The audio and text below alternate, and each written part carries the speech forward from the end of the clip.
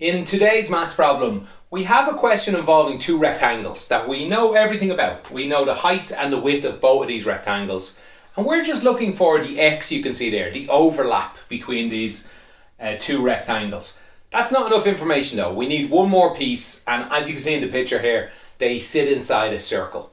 So if you'd like to try this question, pause it, give it a go, and then come back and check out my solution.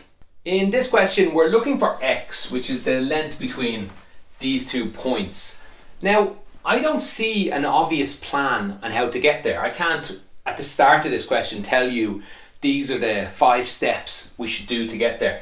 So what I do in this question, or what I did in this question, and what I do in most questions like this, is I just try and solve everything I can. I try and find all the lengths I can, and then at some point doing that, it becomes obvious where I take that leap to solving x. So that's what I'm going to do here, so hopefully you can join me on that. The first thing that jumps out to me is something I haven't drawn in here, the circle. Whenever there's a circle, I recommend students that I teach to keep an eye where all the radius are. That's going to be useful in this question. But something else that jumps out in this question is a chord. So any circle that has a line inside it, which we have here, there's a circle that goes around. This top line is in the circle. This line here is in the circle. That's the only two. But something very special about a chord, if we cut it in half, the exact middle of it, and we are perpendicular, that's a right angle, that'll go through the center. If we apply that here, that means that at the middle of this line, going straight down, we hit the center. The middle of this line going straight across, we hit the center. So that's the first thing that jumps out to me. That means half of this is 92. That's something I find useful. Half of 16 here is 8, or maybe I put it in here, 8 and 17 is still up here. And then radius. The radius is here somewhere, and also here. That jumps out at me. So I'd like to draw this again, or at least one or two of these triangles I've drawn here. Here's this one up here. We have 92 and 17 plus 8 is 25. I can now find the radius.